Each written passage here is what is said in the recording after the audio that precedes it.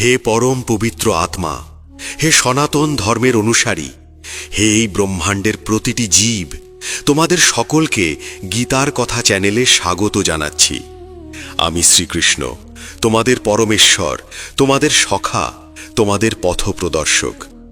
আজ আমি তোমাদের সামনে সেই মহাকাব্যের কাহিনী তুলে ধরব, যা ৫,০০০ বছর আগে কুরুক্ষেত্রের রণভূমিতে রচিত হয়েছিল। সেই কাহিনী যা শুধু একটি যুদ্ধ নয়, বরং সমগ্র মানবজাতির জীবনের পাথেয়। তোমরা যারা এই চ্যানেলে নতুন এসেছো, তাদের বলছি, গীতার কথা চ্যানেলটি সাবস্ক্রাইব করো, বেল আইকনে চাপ দাও, যাতে প্রতিটি নতুন বার্তা তোমাদের কাছে পৌঁছে যায়। কারণ এই চ্যানেলে আমি তোমাদের জীবনের সবচেয়ে গুরুত্বপূর্ণ প্রশ্নগুলোর উত্তর দেব। তোমরা কেন জন্মেছ? তোমাদের কর্তব্য কি? মৃত্যুর পরে কি হয়? সুখ কোথায় পাওয়া যায়? এই সমস্ত প্রশ্নের উত্তর এই গীতার মধ্যেই লুকিয়ে আছে। তাই এই ভিডিওটি শেষ পর্যন্ত দেখো এবং তোমাদের পরিবারের সকলকে শেয়ার করো। আজ আমি তোমাদের বলবো, কেন কুরুক্ষেত্রের যুদ্ধ হয়েছিল, এই যুদ্ধের প্রকৃত উদ্দেশ্য কি ছিল, এই যুদ্ধ মানুষকে কি শিক্ষা দিল, এবং সবশেষে তোমরা সাধারণ মানুষ হিসেবে এই যুদ্ধ থেকে কি কি শিক্ষা নিয়ে তোমাদের প্রাত্যহিক জীবনে প্রয়োগ করবে। শোনো তবে ধৈর্য ধরে, কারণ এই কাহিনী তোমাদের জীবন বদলে দিতে পারে। হে সমগ্র ব্রহ্মাণ্ডের সন্তানেরা, আমি শ্রীকৃষ্ণ আজ তোমাদের সামনে উপস্থিত হয়েছি। আজ আমি তোমাদের সেই কথা বলবো, যে কথা ৫,০০০ বছর আগে কুরুক্ষেত্রের রণভূমিতে আমি অর্জুনকে বলেছিলাম। সেই কথা, সেই জ্ঞান, সেই সত্য আজও প্রাসঙ্গিক। আজও তোমাদের জীবনে সেই একই যুদ্ধ চলছে। তোমরা হয়তো তীর ধনুক হাতে নাওনি, কিন্তু তোমাদের মনের ভেতরে প্রতিদিন একটি কুরুক্ষেত্র রচিত হচ্ছে। প্রতিদিন তোমরা সিদ্ধান্তের মুখোমুখি হচ্ছ। প্রতিদিন তোমরা ধর্ম আর অধর্মের মধ্যে দোলাচলে পড়ছ। আজ আমি তোমাদের বলবো, কেন কুরুক্ষেত্রের যুদ্ধ হয়েছিল, এই যুদ্ধের উদ্দেশ্য কি ছিল, এই যুদ্ধ মানব জাতিকে কি শিক্ষা দিয়েছে, এবং তোমরা তোমাদের প্রাত্যহিক জীবনে এই শিক্ষা কিভাবে প্রয়োগ করবে। তোমরা মনোযোগ দিয়ে শোনো, কারণ এই কথা তোমাদের জীবনকে বদলে দিতে পারে। এই কথা তোমাদের অন্ধকার থেকে আলোয় নিয়ে যেতে পারে। এই কথা তোমাদের ভয় থেকে সাহসে, দুঃখ থেকে আনন্দে এবং অজ্ঞানতা থেকে জ্ঞানের পথে পরিচালিত করতে পারে। আমি তোমাদের একটি কথা আগেই বলে রাখি, কুরুক্ষেত্রের যুদ্ধ কোনো সাধারণ যুদ্ধ ছিল না। এটি ছিল ধর্মযুদ্ধ। এটি ছিল সত্য আর মিথ্যার, ন্যায় আর অন্যায়ের, আলো আর অন্ধকারের চূড়ান্ত সংঘর্ষ। এবং এই যুদ্ধের পেছনে যে ইতিহাস রয়েছে, সেই ইতিহাস তোমাদের জানতে হবে। তবেই তোমরা বুঝতে পারবে কেন এই যুদ্ধ অনিবার্য ছিল। শোনো তাহলে সেই কাহিনী, শোনো সেই মহাকাব্যের সার। বহু যুগ আগে হস্তিনাপুরের সিংহাসনে বসেছিলেন মহারাজ শান্তনু। তার বংশধরদের মধ্যে 2 ভাই ছিলেন, ধৃতরাষ্ট্র আর পাণ্ডু। ধৃতরাষ্ট্র জন্মান্ধ ছিলেন, চোখের আলো তার ছিল না, কিন্তু তার ভেতরে আরও একটি অন্ধত্ব ছিল, সেটি হল পুত্রমোহের অন্ধত্ব। পাণ্ডু ছিলেন ধর্মপরায়ণ, কিন্তু অকালে তার মৃত্যু হল। তার 5 পুত্র, যুধিষ্ঠির, ভীম, অর্জুন, নকুল আর সহদেব, এরা হলেন পাণ্ডবগণ। আর ধৃতরাষ্ট্রের 100 পুত্র, যাদের নেতা দুর্যোধন, এরা হলেন কৌরবগণ। এখন তোমরা ভাবো, একই পরিবারের 2 শাখা, একই রক্ত, একই বংশ, একই গুরু দ্রোণাচার্যের কাছে একই শিক্ষা পেয়েছে, তাহলে কেন এদের মধ্যে এত বিভেদ? কেন এদের মধ্যে এত শত্রুতা? কেন এই পরিবার ধ্বংসের দিকে এগিয়ে গেল? এর উত্তর হল অধর্ম, এর উত্তর হল লোভ, এর উত্তর হল অহংকার, এর উত্তর হল ঈর্ষা। দুর্যোধন ছিল অহংকারে অন্ধ। সে ভেবেছিল ক্ষমতা মানেই সত্য। সে ভেবেছিল সিংহাসন দখল করলেই সে মহান হবে। কিন্তু ক্ষমতা কখনো মহত্ব দেয় না। ক্ষমতা কেবল সেই ব্যক্তির হাতে শোভা পায় যে ধর্মের পথে চলে। দুর্যোধন ধর্মের পথ ছেড়ে দিয়েছিল। সে তার মামা শকুনির কুটিল পরামর্শে চলত। শকুনি ছিল ধূর্ততার প্রতীক। সে জানত কিভাবে মানুষের দুর্বলতাকে কাজে লাগাতে হয়। সে জানত কিভাবে পাশা খেলায় ছল করতে হয়। সে জানত কিভাবে একটি পরিবারকে ভেঙে টুকরো করতে হয়। তোমরা কি জানো কুরুক্ষেত্রের যুদ্ধের বীজ কোথায় বপন হয়েছিল? সেই পাশা খেলার সভায়। সেই অভিশপ্ত পাশা খেলায় যুধিষ্ঠির সবকিছু হারিয়েছিলেন, তার রাজ্য, তার সম্পদ, এমনকি তার ভাইদের এবং শেষে দ্রৌপদীকে। আর সেই সভায় যখন দ্রৌপদীকে টেনে আনা হলো, যখন দুঃশাসন তার বস্ত্রহরণের চেষ্টা করল, তখন সেই সভায় বসেছিলেন ভীষ্ম, দ্রোণ, কৃপাচার্য, বিদুরের মতো মহাজ্ঞানীরা। কিন্তু তারা কেউ প্রতিবাদ করলেন না, তারা নীরব রইলেন। এখানেই তোমাদের প্রথম শিক্ষা। অন্যায় দেখে নীরব থাকাও অন্যায়।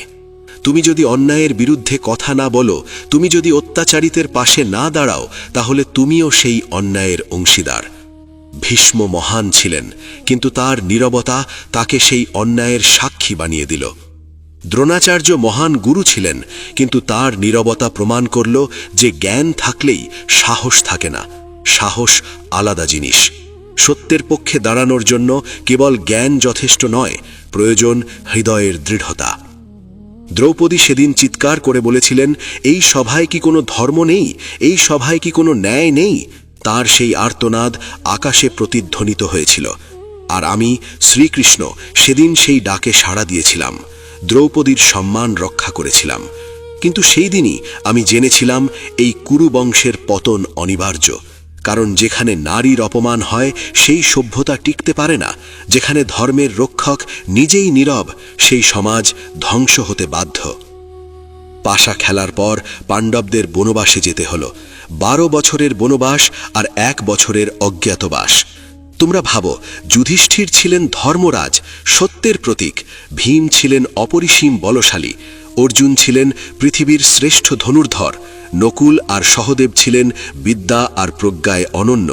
তারপরেও তাদের এই কষ্ট সহ্য করতে হলো। কেন? কারণ ধৈর্য হল শক্তির পরীক্ষা। যে মানুষ বিপদে ধৈর্য ধরতে পারে সেই প্রকৃত বীর। পাণ্ডবরা সেই পরীক্ষায় উত্তীর্ণ হয়েছিলেন। বনবাসের সময় পাণ্ডবরা কি করেছিলেন তোমরা কি জানো? তারা নিজেদের আরও শক্তিশালী করেছিলেন। অর্জুন তপস্যা করে দিব্যাস্ত্র অর্জন করেছিলেন। ভীম তার শক্তিকে আরও শানিত করেছিলেন। যুধিষ্ঠির ধর্মের গভীরতম তত্ত্ব উপলব্ধি করেছিলেন। এখানে তোমাদের জন্য শিক্ষা হল, বিপদকে অভিশাপ ভেবো না, বিপদ হল সুযোগ। বিপদের সময়ে তুমি নিজেকে চিনতে পারো। বিপদের সময় তুমি জানতে পারো তোমার ভেতরে কতটুকু শক্তি আছে। পাণ্ডবরা বনবাসের কষ্টকে নিজেদের শক্তিতে পরিণত করেছিলেন। তোমরাও পারবে। 13 বছর পার হল, পাণ্ডবরা ফিরে এলেন। তারা তাদের ন্যায্য অধিকার চাইলেন। তারা বললেন, আমাদের রাজ্যের অর্ধেক ফিরিয়ে দাও। দুর্যোধন রাজি হল না। তারা বললেন, তাহলে 5টি গ্রাম দাও, মাত্র 5টি গ্রাম, 5 ভাইয়ের জন্য 5টি গ্রাম।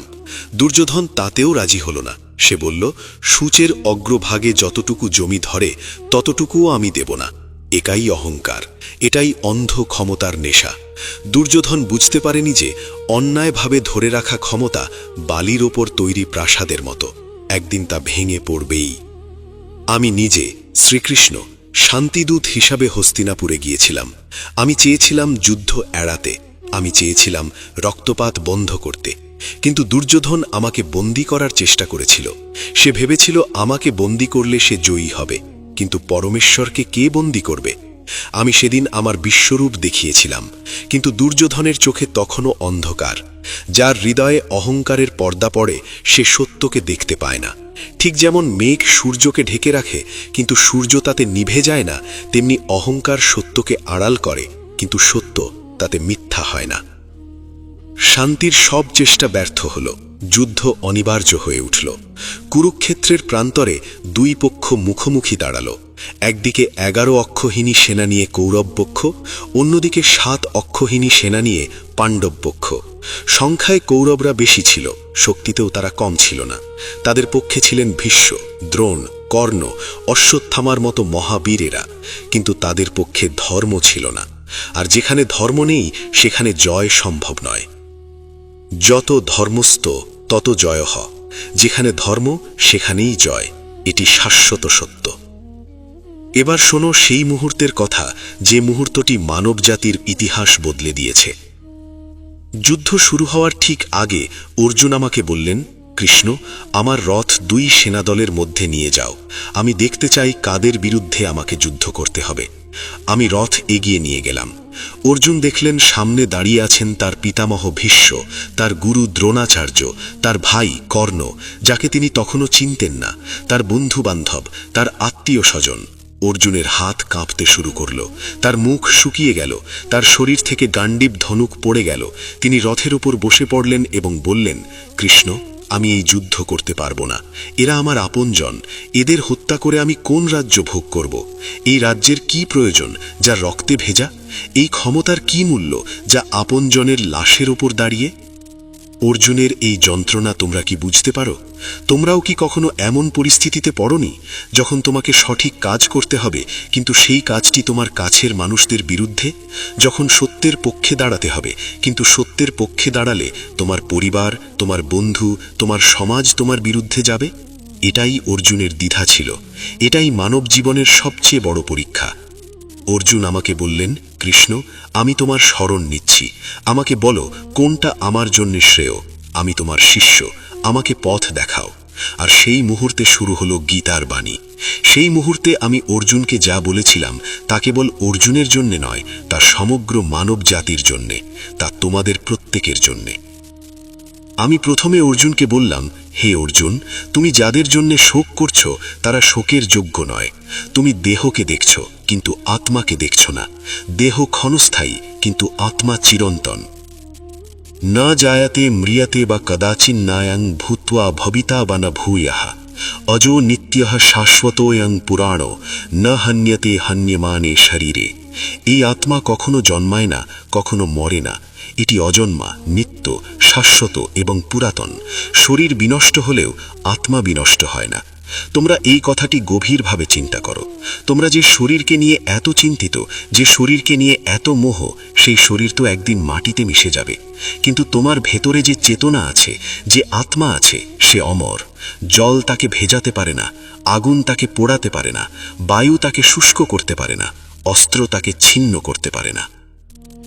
নৈনং ছিন্দন্তি শাস্ত্রাণি নৈনং দহতি পাবকঃ ন চৈনং ক্লেদয়ন্ত্যাপো ন শোষয়তি মারুতঃ। এই আত্মাকে অস্ত্র ছেদন করতে পারে না, অগ্নি দহন করতে পারে না, জল ভেজাতে পারে না এবং বায়ু শুষ্ক করতে পারে না। তোমরা ভাবো, তোমরা তোমাদের দৈনন্দিন জীবনে কত কিছু নিয়ে ভয় পাও। মৃত্যুর ভয়, রোগের ভয়, দারিদ্র্যের ভয়, একাকিত্বের ভয়। কিন্তু যদি তোমরা বুঝতে পারো যে তোমার প্রকৃত স্বরূপ হলো আত্মা এবং সেই আত্মা অবিনশ্বর, তাহলে তোমার ভয় কেটে যাবে। মৃত্যু তো কেবল পোশাক বদলানোর মতো। वासांसि जीर्णानि यथा विहाय नवानि गृह्णाति नरः अपराणि तथा शरीराणि जीर्णान्यन्यानि संयाति नवानि देहि।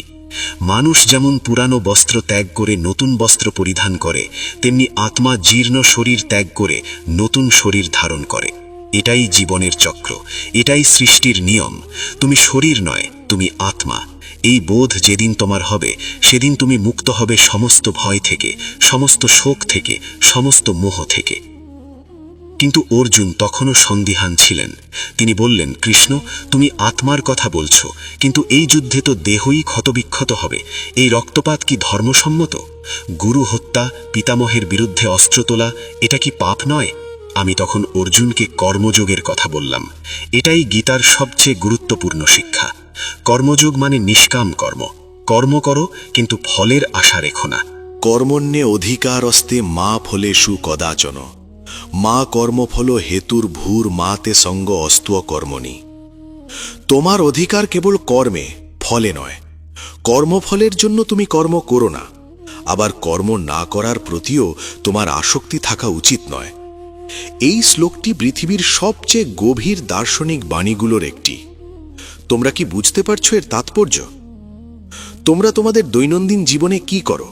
তোমরা কাজ করো ফলের আশায়, তোমরা পরীক্ষায় পড়ো ভালো নম্বরের আশায়, তোমরা চাকরি করো বেতনের আশায়, তোমরা ব্যবসা করো মুনাফার আশায়। কিন্তু যখন তোমরা কেবল ফলের দিকে তাকাও, তখন তোমাদের কাজের মান কমে যায়। তোমরা উদ্বিগ্ন হয়ে পড়ো, তোমরা ভয় পাও, তোমরা চিন্তায় ডুবে যাও। আর যখন প্রত্যাশিত ফল পাও না, তখন তোমরা হতাশ হও, রাগ করো, নিজেকে ব্যর্থ মনে করো। কিন্তু আমি তোমাদের বলছি, ফলের চিন্তা ছাড়ো। তোমার কাজে মনোযোগ দাও। তুমি যদি তোমার কাজে সর্বোচ্চ নিষ্ঠা দাও, ফল এমনিতেই আসবে।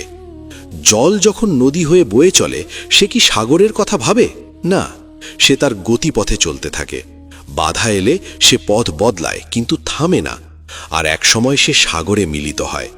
তোমাদের জীবনও তেমন। তোমরা তোমাদের কর্তব্য পালন করে যাও, ফল আসবেই। অর্জুন একজন ক্ষত্রিয় ছিলেন। ক্ষত্রিয়ের ধর্ম হল যুদ্ধ করা, অন্যায়ের বিরুদ্ধে লড়া, ধর্মকে রক্ষা করা।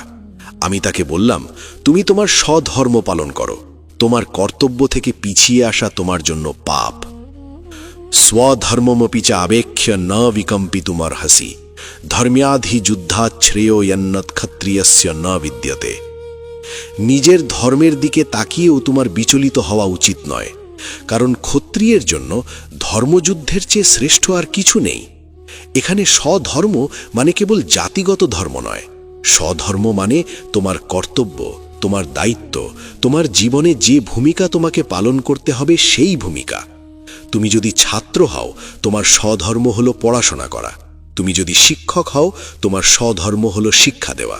তুমি যদি চিকিৎসক হও, তোমার স্বধর্ম হলো রোগীর সেবা করা। তুমি যদি সন্তান হও, তোমার স্বধর্ম হলো পিতামাতার সেবা করা। তোমার স্বধর্ম থেকে পালিয়ে যেও না, তোমার কর্তব্যকে আলিঙ্গন করো। শ্রেয়ান স্বধর্ম বিগুণ পরধর্মাৎ স্বনুষ্ঠিতাৎ স্বধর্মে নিধনম শ্রেয় পরধর্ম ভয়াবহা। নিজের ধর্ম ত্রুটিপূর্ণ হলেও তা পরধর্ম অপেক্ষা শ্রেষ্ঠ। স্বধর্মে মৃত্যুও কল্যাণকর, কিন্তু পরধর্ম ভয়ঙ্কর। এর মানে হল, তুমি যে কাজে পারদর্শী, যে কাজ তোমার জন্য নির্ধারিত, সেই কাজ করো। অন্যের কাজ দেখে লোভী হয়ো না। অন্যের সাফল্য দেখে নিজেকে ছোট ভেবো না। তোমার পথ তোমার, তোমার যাত্রা তোমার, তোমার গন্তব্য তোমার। অন্যের পথে হাঁটলে তুমি পথ হারাবে। এবার আমি তোমাদের বলি, কেন কুরুক্ষেত্রের যুদ্ধ হয়েছিল? এই প্রশ্নের উত্তর অনেক গভীর। প্রথমত, এই যুদ্ধ হয়েছিল ধর্ম রক্ষার জন্য। দুর্যোধনের রাজত্বে প্রজারা অত্যাচারিত হচ্ছিল। অধর্মের প্রকোপে সমাজ কলুষিত হয়ে গিয়েছিল। নারীর সম্মান ভুলুণ্ঠিত হচ্ছিল। সত্যবাদীকে শাস্তি দেওয়া হচ্ছিল, আর মিথ্যাবাদীকে পুরস্কৃত করা হচ্ছিল। এমন সমাজে যুদ্ধ অনিবার্য হয়ে ওঠে। यदा यदा हि धर्मस्य ग्लानिर्भवति भारत अभ्युत्थानम अधर्मस्य तदात्मानं सृजाम्यहम्। যখনই ধর্মের গ্লানি হয় এবং অধর্মের উত্থান হয়, তখনই আমি নিজেকে সৃষ্টি করি। পরিত্রাণায় সাধুনাম বিনাশায় চ দুষ্কৃতাম ধর্ম সংস্থাপনার্থায় সম্ভবামি যুগে যুগে। তোমরা কি বুঝতে পারছো? আমি কেবল দাপর যুগে আসিনি, আমি প্রতিটি যুগে আসি। যখনই পৃথিবীতে অধর্মের ভার বাড়ে, তখনই আমি আসি। কখনো রাম রূপে, কখনো কৃষ্ণ রূপে, কখনো অন্য কোনো রূপে। কিন্তু আমি কেবল দেহধারী রূপেই আসি তা নয়, আমি তোমাদের বিবেকেও আসি। যখন তোমার মন তোমাকে ভুল পথে টানে আর তোমার ভেতর থেকে একটা কণ্ঠস্বর বলে, না এটা ঠিক নয়, সেই কণ্ঠস্বরই আমি, সেই বিবেকই আমার উপস্থিতি।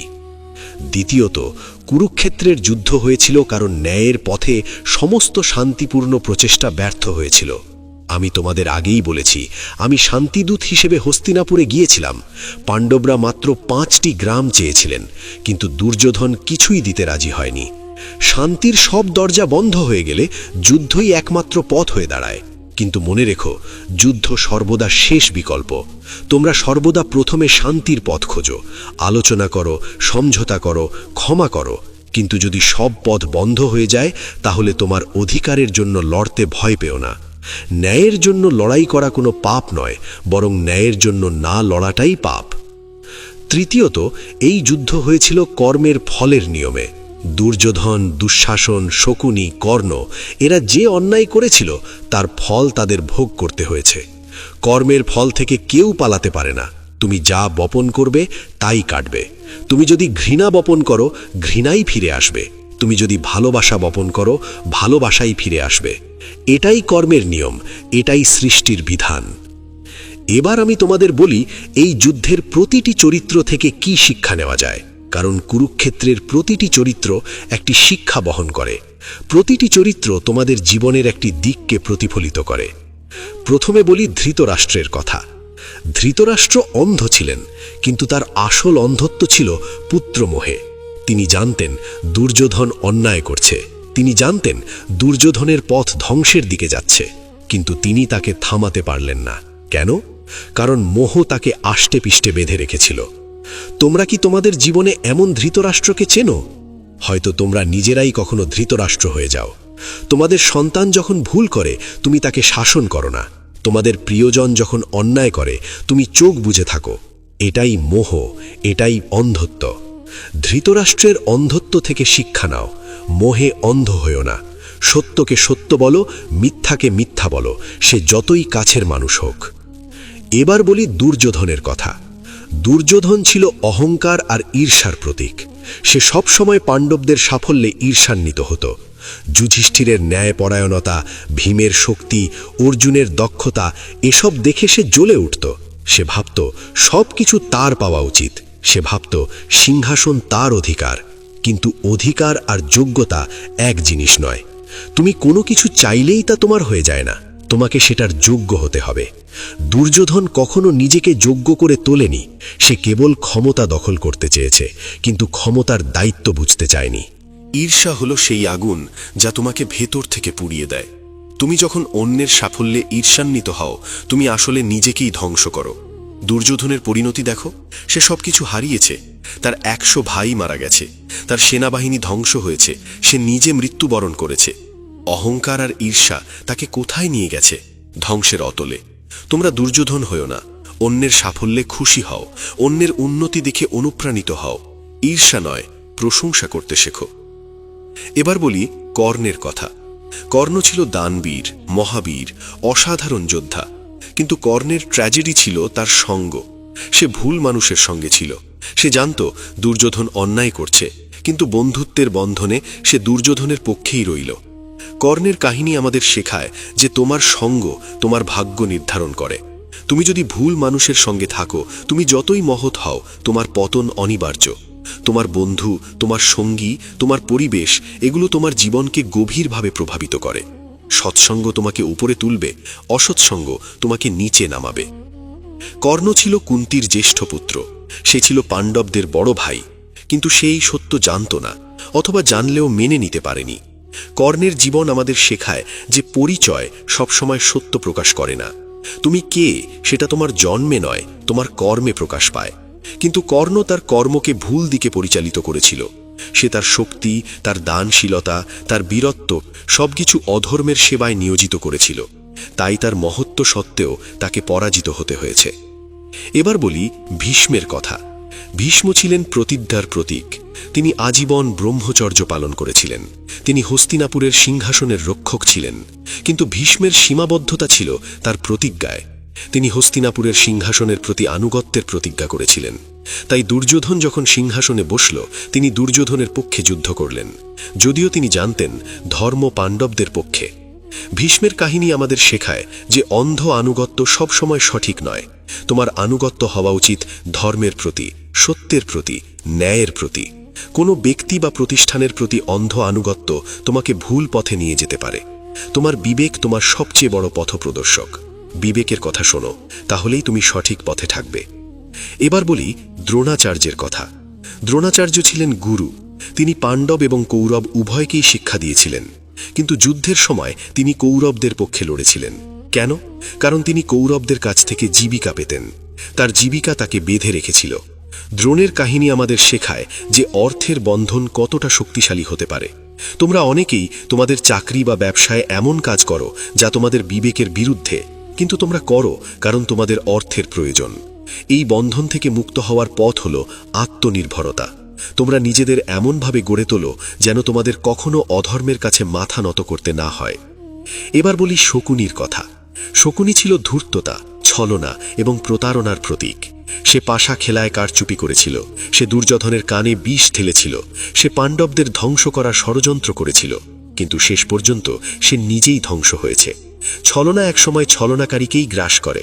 তোমরা কখনো ছলনার পথে হাঁটো না। তোমরা কখনো প্রতারণা করো না, কারণ ছলনার পথ সংক্ষিপ্ত মনে হলেও তা শেষ পর্যন্ত সর্বনাশের দিকে নিয়ে যায়। এবার বলি যুধিষ্ঠিরের কথা। যুধিষ্ঠির ছিলেন ধর্মরাজ। সত্যের পথে তিনি সবসময় অবিচল ছিলেন। কিন্তু তারও দুর্বলতা ছিল। পাশা খেলায় তিনি সবকিছু হারিয়েছিলেন। তার এই দুর্বলতা ছিল জুয়ার নেশা। এখানে শিক্ষা হলো, যত মহৎ মানুষই হও, তোমার দুর্বলতা তোমাকে ধ্বংস করতে পারে। তোমার দুর্বলতাকে চিনতে শেখো, তোমার দুর্বলতাকে জয় করো। তোমার শত্রু বাইরে নেই, তোমার শত্রু তোমার ভেতরে আছে। তোমার দুর্বলতায়, তোমার লোভে, তোমার ক্রোধে, তোমার মোহে। এবার বলি ভীমের কথা। ভীম ছিলেন অসীম শক্তির অধিকারী, কিন্তু তার শক্তি কখনো অন্যায়ের জন্য ব্যবহৃত হয়নি। সে তার শক্তিকে ধর্মের রক্ষায় নিয়োজিত করেছিলেন। তিনি দুঃশাসনকে বধ করেছিলেন দ্রৌপদীর সম্মান রক্ষার জন্য। তিনি দুর্যোধনকে গদাযুদ্ধে পরাজিত করেছিলেন অধর্মের বিনাশের জন্য। ভীমের কাহিনী আমাদের শেখায় যে শক্তি তখনই মূল্যবান যখন তা সৎ উদ্দেশ্যে ব্যবহার হয়।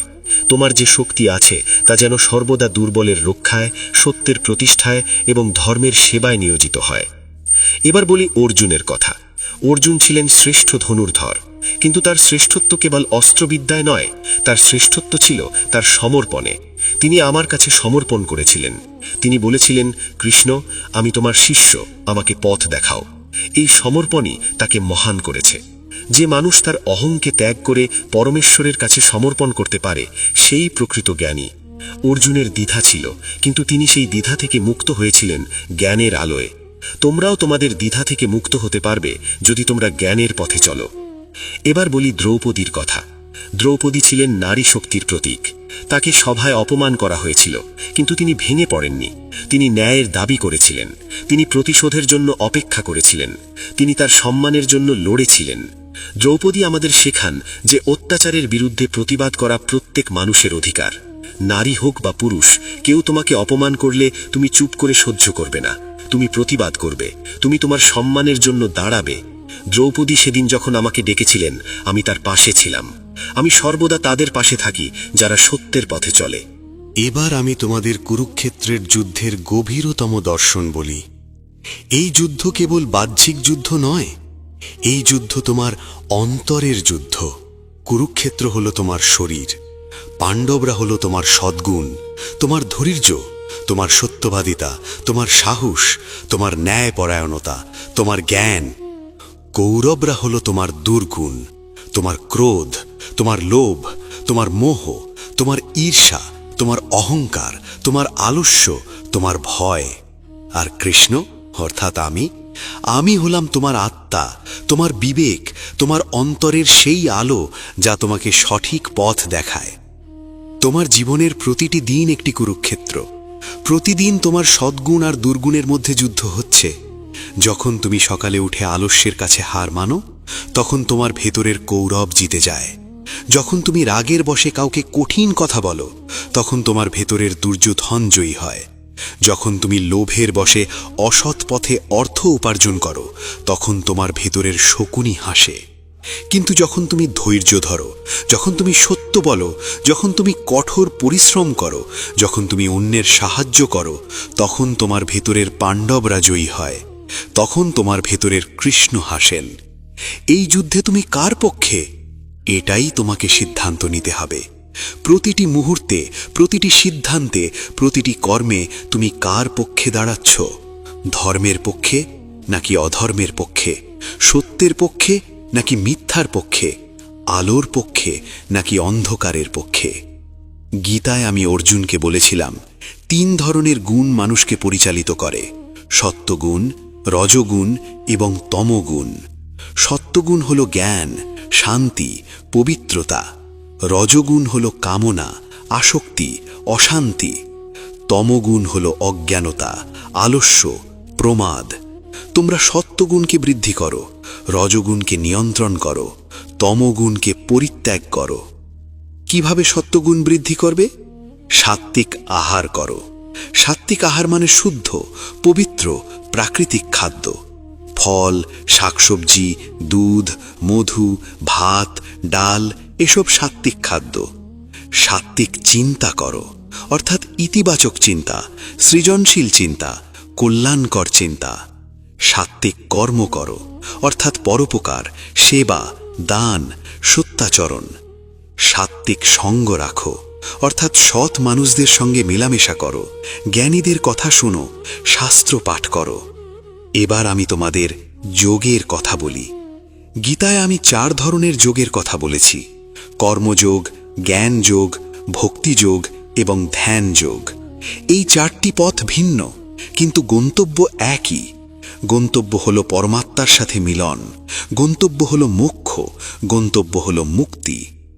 কর্মযোগ মানে নিষ্কাম কর্মের মাধ্যমে পরমেশ্বরের কাছে পৌঁছনো। তুমি তোমার প্রতিদিনের কাজকে যোগ্য মনে করো, তুমি তোমার কাজকে পরমেশ্বরের সেবা মনে করো। তুমি যখন রান্না করো সেটাকে যোগ্য মনে করো, তুমি যখন অফিসে কাজ করো সেটাকে পূজা মনে করো, তুমি যখন সন্তানকে লালন পালন করো সেটাকে ঈশ্বরের সেবা মনে করো। এভাবে প্রতিটি কর্মকে ঈশ্বরের উদ্দেশ্যে নিবেদন করো।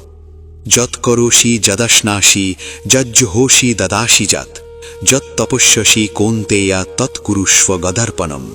তুমি যা করো, যা খাও, যা যজ্ঞে আহুতি দাও, যা দান করো এবং যা তপস্যা করো, সব কিছু আমাকে অর্পণ করো। এটাই কর্মযোগ, এটাই সবচেয়ে সহজ পথ, কারণ তোমাকে আলাদা করে কিছু করতে হচ্ছে না। তোমার প্রতিদিনের কাজই তোমার সাধনা। জ্ঞান যোগ মানে জ্ঞানের মাধ্যমে সত্যকে উপলব্ধি করা। তুমি কে? তুমি এই শরীর নও, তুমি এই মন নও, তুমি হলে আত্মা, তুমি হলে পরমাত্মার অংশ। জল যেমন সাগরের অংশ, তুমিও তেমন পরমাত্মার থেকে এসেছো এবং পরমাত্মাই ফিরে যাবে। এই জ্ঞান যেদিন তোমার হবে, সেদিন তোমার সমস্ত ভয়, সমস্ত দুঃখ, সমস্ত শোক দূর হয়ে যাবে। ভক্তিযোগ মানে ভালোবাসার মাধ্যমে পরমেশ্বরের সাথে সংযুক্ত হওয়া। তোমার হৃদয়ে যদি পরমেশ্বরের প্রতি নিঃস্বার্থ ভালোবাসা থাকে, তাহলে তুমি মুক্ত। ভক্তিতে কোনো শর্ত নেই, কোনো প্রত্যাশা নেই, কোনো লেনদেন নেই, শুধু ভালোবাসা, শুধু সমর্পণ। মন্মনা ভব মদ্ভক্ত মদ্যাজি মাং নমস্কুরু, মামে মৈষ্যসি যুক্তৈবম আত্মানাং মৎপরায়ণঃ। তোমার মনকে আমার প্রতি নিয়োজিত করো, আমার ভক্ত হও, আমার পূজা করো এবং আমাকে প্রণাম করো। এভাবে আত্মাকে আমার প্রতি সংযুক্ত করলে তুমি আমাকেই পাবে। ধ্যান যোগ মানে মনকে স্থির করে পরমাত্মার দর্শন করা। তোমার মন যখন চঞ্চল, তখন তুমি কিছুই ঠিকমতো করতে পারো না। চঞ্চল মনে জল কখনো স্থির থাকে না। ঝড়ের মধ্যে জলের উপর প্রতিবিম্ব পড়ে না, কিন্তু যখন জল শান্ত হয় তখন তাতে আকাশের প্রতিবিম্ব পড়ে। তোমার মনও তেমন। যখন তোমার মন শান্ত হবে, তখনই তুমি পরমাত্মার দর্শন পাবে। যোগস্থা কুরু কর্মাণি সঙ্গং ত্যক্ত্বা ধনঞ্জয়া, সিদ্ধ্যসিদ্ধ্য সমভূত্বা সমত্বম যোগ উচ্যতে। হে ধনঞ্জয়, যোগে স্থিত হয়ে আসক্তি ত্যাগ করে সিদ্ধি আর অসিদ্ধিতে সমভাব রেখে কর্ম করো। এই সমভাবকেই যোগ বলা হয়। সমত্ব মানে সাম্যাবস্থা, সুখ দুঃখ, লাভ ক্ষতি, জয় পরাজয় সমভাব রাখা। এটাই যোগ, এটাই প্রকৃত শক্তি। কারণ যে মানুষ সুখে উন্মত্ত হয় না, দুঃখে ভেঙে পড়ে না, সেই প্রকৃত যোগী। এবার আমি তোমাদের আরেকটি গুরুত্বপূর্ণ বিষয় বলি, ক্রোধ সম্পর্কে। কুরুক্ষেত্রের যুদ্ধের একটি বড় কারণ ছিল ক্রোধ। দুর্যোধনের ক্রোধ, ভীমের ক্রোধ, দ্রৌপদীর ক্রোধ। ক্রোধ একটি ভয়ঙ্কর শক্তি। ক্রোধ তোমাকে ধ্বংস করতে পারে। গীতায় আমি বলেছি, ক্রোধাৎ গবতি সম্মোহা, সম্মোহাৎ স্মৃতিবিভ্রমঃ, স্মৃতিভ্রংশাৎ বুদ্ধিনাশো, বুদ্ধিনাশাৎ প্রণশ্যতি। ক্রোধ থেকে মোহ জন্মায়, মোহ থেকে স্মৃতিবিভ্রম হয়, স্মৃতিবিভ্রম থেকে বুদ্ধিনাশ হয় এবং বুদ্ধিনাশ থেকে মানুষ সম্পূর্ণ ধ্বংস হয়। তোমরা দেখো কত সুন্দরভাবে আমি ক্রোধের পরিণতি বর্ণনা করেছি। ক্রোধ হলো সেই প্রথম পদক্ষেপ যা তোমাকে ধ্বংসের দিকে নিয়ে যায়। তুমি যখন রাগ করো, তুমি তখন সঠিক চিন্তা করতে পারো না। তুমি এমন কথা বলো যা তুমি পরে অনুশোচনা করো। তুমি এমন কাজ করো যা তোমার সম্পর্ককে ধ্বংস করে। ক্রোধকে নিয়ন্ত্রণ করো।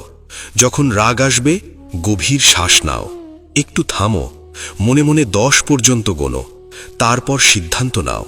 ক্রোধের বশে কখনো সিদ্ধান্ত নিও না। এবার বলি কামনা সম্পর্কে। কামনা মানে আকাঙ্ক্ষা, চাওয়া, লোভ। কুরুক্ষেত্রের যুদ্ধের মূল কারণই ছিল দুর্যোধনের কামনা। সে সব কিছু চেয়েছিল, সে সমস্ত রাজ্য চেয়েছিল, সে পাণ্ডবদের কিছুই দিতে চায়নি। এই অতিরিক্ত কামনাই তাকে ধ্বংস করেছে। কাম এষা, ক্রোধ এষা, রজোগুণা সমুদ্ভবঃ, মহাশানো মহাপাপমা বিদ্ধে নমিহা বৈরীণম। এই কাম এবং এই ক্রোধ রজগুণ থেকে উৎপন্ন। এটি মহাভক্ষক এবং মহাপাপী। এটিকে এই জগতে প্রধান শত্রু বলে জানবে। কামনা তোমার শত্রু। অতিরিক্ত কামনা তোমার শান্তি কেড়ে নেয়। তুমি যা আছে তাতে সন্তুষ্ট থাকতে পারো না। তুমি সব সময় আরও চাও, আরও চাও, আরও চাও। এই চাওয়ার কোনো শেষ নেই। তুমি একটি জিনিস পেলে আরেকটি চাও, সেটি পেলে আরেকটি চাও। এটাই মায়াজাল। এই মায়াজাল থেকে মুক্ত হও। সন্তুষ্ট থাকতে শেখো। যা আছে তাতে কৃতজ্ঞ হও। আর যা নেই তার জন্য চেষ্টা করো, কিন্তু ফলের জন্য উদ্বিগ্ন হও না। এবার আমি তোমাদের বলি মোহ সম্পর্কে। মোহ হলো আসক্তি। তুমি তোমার পরিবার, তোমার সম্পদ, তোমার পদমর্যাদা, তোমার শরীর এসবের প্রতি যে টান অনুভব করো সেটাই মোহ। মোহ তোমাকে সত্য দেখতে দেয় না। ধৃতরাষ্ট্র পুত্র মোহে অন্ধ ছিলেন। দুর্যোধন ক্ষমতার মোহে অন্ধ ছিল। কর্ণ বন্ধুত্বের মোহে আবদ্ধ ছিল। মোহকে জয় করতে হলে তোমাকে বৈরাগ্য অনুশীলন করতে হবে। বৈরাগ্য মানে সবকিছু ছেড়ে দেওয়া নয়। বৈরাগ্য মানে কোনো কিছুর প্রতি এতটা আসক্ত না হওয়া যে তা হারালে তুমি ভেঙে পড়ো। তোমার যা আছে তা উপভোগ করো, কিন্তু জানো যে এসব অস্থায়ী। একদিন সব চলে যাবে। তোমার সম্পদ, তোমার যৌবন, তোমার স্বাস্থ্য, এমনকি তোমার শরীরও একদিন তোমাকে ছেড়ে যাবে। তাই আসক্তি ছাড়ো। অনিত্যম আসুখম লোকম ইমাম প্রাপ্যা ভাজাস্ব মাম। এই অনিত্য এবং দুঃখময় জগতে এসে তুমি আমার ভজনা করো। এই জগৎ অনিত্য। এখানে কিছুই স্থায়ী নয়। তোমার সুখ অস্থায়ী, তোমার দুঃখও অস্থায়ী। ঋতু যেমন বদলায়, তোমার জীবনেও সুখ দুঃখ বদলে যায়। গ্রীষ্মের পর বর্ষা আসে, বর্ষার পর শরৎ আসে। জীবনেও কষ্টের পর সুখ আসে, সুখের পর কষ্ট আসে। এটাই জীবনের ছন্দ। এই ছন্দের সাথে মেনে চলো। এই ছন্দের সাথে তাল মিলিয়ে চলো। মাত্রা স্পর্শাস্তু কৌন্তেয়া শীতোষ্ণ সুখ দুঃখ দাহা আগামাপাইনো অনিত্যা তাংস্তু তিতিক্ষাস্ব ভারতা। হে কৌন্তেয়, শীত উষ্ণ সুখ দুঃখ প্রদানকারী ইন্দ্রিয়ের বিষয়গুলো আসে এবং যায়। এগুলো অনিত্য। হে ভারত, এগুলোকে সহ্য করো। এই কথা কি তোমাদের জীবনে অত্যন্ত গুরুত্বপূর্ণ। তোমরা যখন কষ্টে থাকো মনে রেখো এই কষ্ট চিরস্থায়ী নয়, এটা চলে যাবে। আবার যখন সুখে থাকো মনে রেখো এই সুখও চিরস্থায়ী নয়। তাই সুখে বিভোর হইও না, দুঃখে বিমর্ষ হইও না। দুটোকেই সমভাবে গ্রহণ করো। এবার আমি তোমাদের বলি কুরুক্ষেত্রের যুদ্ধ শেষে কি হয়েছিল। 18 দিনের মহাযুদ্ধে লক্ষ লক্ষ সৈন্য নিহত হল। কৌরবদের 100 ভাই নিহত হল। ভীষ্ম শরশয্যায় শুয়ে রইলেন। দ্রোণ নিহত হলেন। কর্ণ নিহত হলেন। দুর্যোধন নিহত হলেন। পাণ্ডবরা জয়ী হলেন, কিন্তু সেই জয়ে কোনো আনন্দ ছিল না, কারণ তারা তাদের আপনজনদের হারিয়েছিলেন। যুদ্ধের পরে যুধিষ্ঠির ভেঙে পড়েছিলেন। তিনি বলেছিলেন, এই রাজ্যের কি মূল্য যা এত রক্তে ভেজা। এখানে একটি বড় শিক্ষা আছে। যুদ্ধে জয়ী হলেও তুমি সবকিছু ফিরে পাও না। কিছু ক্ষতি অপূরণীয়। তাই যুদ্ধ সর্বদা শেষ বিকল্প হওয়া উচিত। তোমরা সর্বদা শান্তির পথ খোঁজো, কিন্তু যখন শান্তির সব পথ বন্ধ হয়ে যায় তখন ন্যায়ের জন্য যুদ্ধ করো। আর যুদ্ধের পরিণতি যাই হোক তা মেনে নাও। কুরুক্ষেত্রের যুদ্ধের পর ভীষ্ম শরশয্যায় শুয়ে যুধিষ্ঠিরকে রাজধর্মের শিক্ষা দিয়েছিলেন। সেই শিক্ষা আজও প্রাসঙ্গিক। ভীষ্ম বলেছিলেন, রাজার প্রথম কর্তব্য প্রজার কল্যাণ। যে রাজা প্রজার কল্যাণ চিন্তা করে না সে রাজা নয়, সে স্বৈরাচারী। তোমরা যদি কোনো পদে থাকো, যদি তোমরা কোনো দায়িত্ব পালন করো, মনে রেখো সেই দায়িত্ব তোমার অধীনস্থদের কল্যাণের জন্য। ক্ষমতা মানে সেবা, ক্ষমতা মানে দায়িত্ব, ক্ষমতা মানে ভোগ নয়। এবার আমি তোমাদের বলি গীতার কিছু গভীর তত্ত্ব, যা তোমাদের প্রাত্যহিক জীবনে প্রয়োগ করতে পারবে। প্রথম তত্ত্ব হল নিষ্কাম কর্ম। এটা আমি আগেই বলেছি, কিন্তু এর গভীরতা আরও বেশি। নিষ্কাম কর্ম মানে কেবল ফলের আশা না করা নয়। নিষ্কাম কর্ম মানে কর্মকে পূজা মনে করা। তুমি যখন তোমার কাজকে ভালোবাসো তখন ফলের দরকার পড়ে না, ফল এমনিতেই আসে। একজন শিল্পী যখন ছবি আঁকেন তিনি কি টাকার জন্য আঁকেন? না, তিনি আঁকেন কারণ তিনি আঁকতে ভালোবাসেন। একজন মা যখন সন্তানকে খাওয়ান তিনি কি কোনো প্রতিদান চান? না, তিনি খাওয়ান কারণ সেটাই তার ধর্ম, সেটাই তার ভালোবাসা। তোমরাও তোমাদের কাজে এই ভালোবাসা আনো, তোমার কাজকে নিষ্ঠায় পূর্ণ করো, ফল আপনা আপনিই আসবে। দ্বিতীয় তত্ত্ব হল সমত্ব। সুখ দুঃখে সমান থাকা, জয় পরাজয়ে সমান থাকা, লাভ ক্ষতিতে সমান থাকা। এটা খুব কঠিন আমি জানি, কিন্তু এটাই মুক্তির পথ। তুমি যখন সুখে উত্তেজিত হও, তুমি আসলে দুঃখের জন্য নিজেকে প্রস্তুত করো, কারণ সুখের পর দুঃখ আসবেই। আবার দুঃখে ভেঙে পড়লে তুমি সুখকে উপভোগ করতে ভুলে যাও। তাই দুটোকেই সমভাবে গ্রহণ করো। জল যেমন উঁচু নিচু সব জায়গায় সমানভাবে বয়ে যায়, তোমার মনও তেমন সব পরিস্থিতিতে সমান থাকুক। তৃতীয় তত্ত্ব হল আত্মজ্ঞান। তুমি কে? তুমি এই শরীর নও, তুমি এই মন নও, তুমি হলে আত্মা, আর আত্মা অবিনশ্বর। তুমি যদি এটা বুঝতে পারো, তাহলে তোমার জীবনে কোনো ভয় থাকবে না। মৃত্যুর ভয়, ব্যর্থতার ভয়, সমালোচনার ভয়, একাকিত্বের ভয়, সব ভয় দূর হয়ে যাবে। কারণ তুমি জানবে যে তোমার প্রকৃত স্বরূপ অবিনশ্বর, কোনো কিছুই তোমাকে ধ্বংস করতে পারে না। চতুর্থ তত্ত্ব হল শরণাগতি, পরমেশ্বরের কাছে সমর্পণ। তুমি সবকিছু নিয়ন্ত্রণ করতে পারো না, তুমি সবকিছু পরিকল্পনা করতে পারো না। জীবনে এমন অনেক মুহূর্ত আসবে যখন তুমি অসহায় বোধ করবে। সেই মুহূর্তে পরমেশ্বরের কাছে সমর্পণ করো, তার উপর ভরসা রাখো, তিনি তোমার জন্য যা ভালো তাই করবেন। সর্বধর্মান পরিত্যাজ্য মামেকং শরণং ব্রজ, অহং ত্বাং সর্বপাপেভ্যো মোক্ষয়িষ্যামি মা শুচা।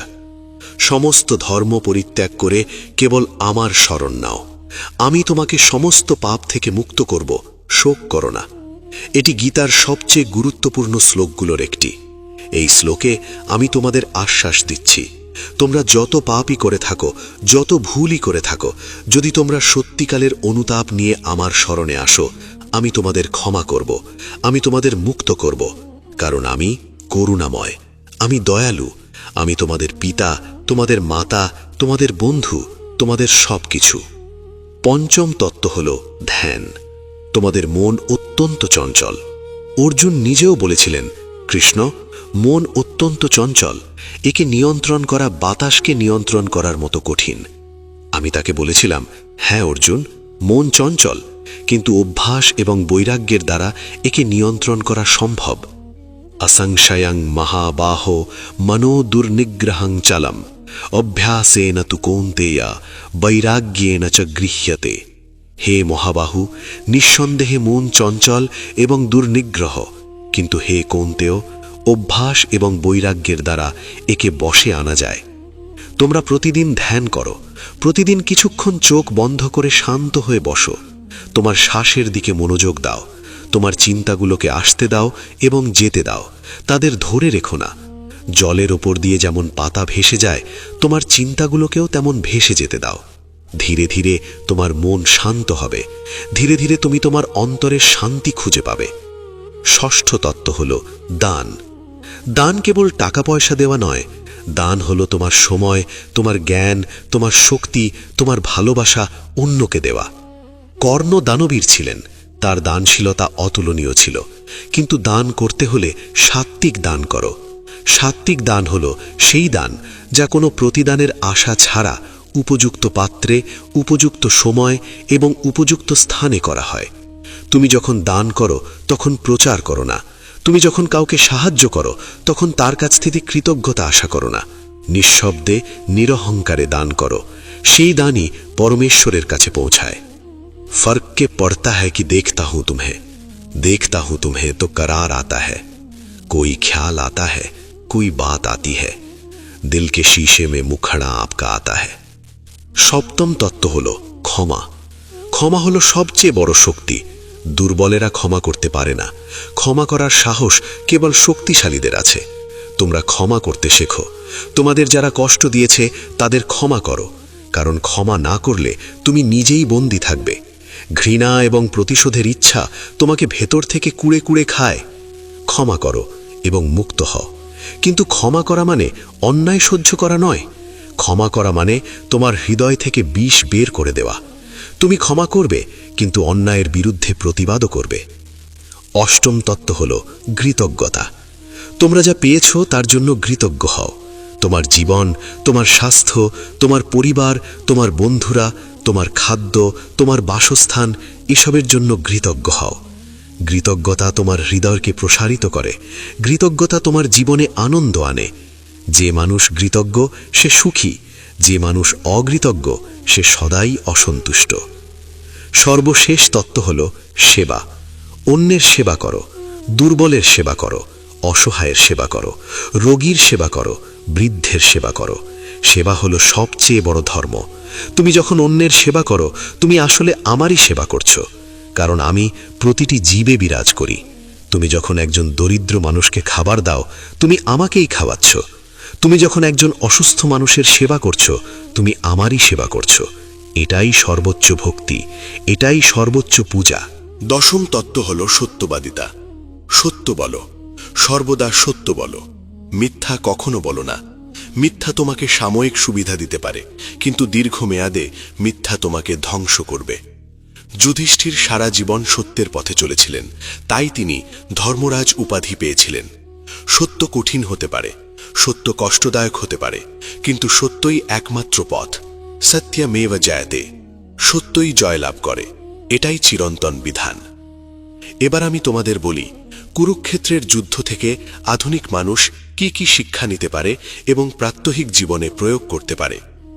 প্রথম শিক্ষা, তোমার কর্তব্য পালন করো। তোমার যে দায়িত্ব আছে সেটা থেকে পালিয়ে যেও না। অর্জুন পালাতে চেয়েছিলেন, কিন্তু আমি তাকে বুঝিয়েছিলাম তোমার কর্তব্য পালনই তোমার ধর্ম। তুমি ছাত্র হলে পড়ো, তুমি কর্মী হলে কাজ করো, তুমি পিতামাতা হলে সন্তানকে সঠিক পথ দেখাও। তোমার কর্তব্যে কোনো আপোষ করো না। দ্বিতীয় শিক্ষা, ফলের আশায় কাজ করো না। তুমি তোমার সর্বোচ্চটুকু দাও, ফল ঈশ্বরের হাতে ছেড়ে দাও। পরীক্ষায় ভালো ফল চাইলে পড়াশোনা করো, কিন্তু ফল নিয়ে উদ্বিগ্ন হও না। ব্যবসায় সাফল্য চাইলে সৎভাবে ব্যবসা করো, কিন্তু মুনাফার জন্য অস্থির হও না। তোমার কাজে মনোযোগ দাও, ফল আপনা আপনিই আসবে। তৃতীয় শিক্ষা, ক্রোধকে নিয়ন্ত্রণ করো। তোমার রাগ তোমার সবচেয়ে বড় শত্রু। রাগের মাথায় কোনো সিদ্ধান্ত নিও না। রাগ এলে থামো, গভীর শ্বাস নাও, শান্ত হও, তারপর কথা বলো।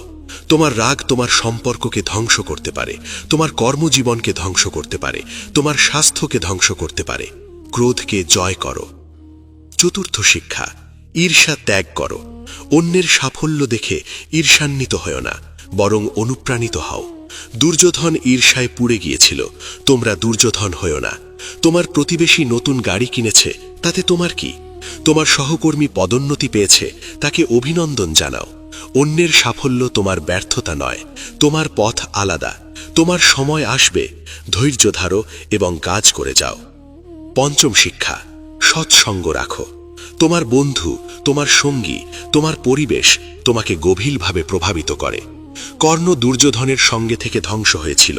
তুমি যদি মিথ্যাবাদীদের সঙ্গে থাকো, তুমিও মিথ্যা বলতে শুরু করবে। তুমি যদি অলসদের সঙ্গে থাকো, তুমিও অলস হয়ে যাবে। তুমি যদি ইতিবাচক, পরিশ্রমী, সৎ মানুষদের সঙ্গে থাকো, তুমিও তেমন হবে।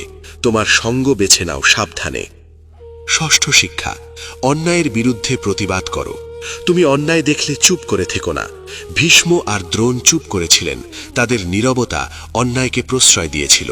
তুমি তোমার কর্মক্ষেত্রে অন্যায় দেখলে প্রতিবাদ করো। তুমি সমাজে অন্যায় দেখলে কথা বলো। তোমার প্রতিবাদ হয়তো সাথে সাথে ফল দেবে না, কিন্তু তুমি অন্তত নিজের বিবেকের কাছে সৎ থাকবে। সপ্তম শিক্ষা, মোহ থেকে মুক্ত হও।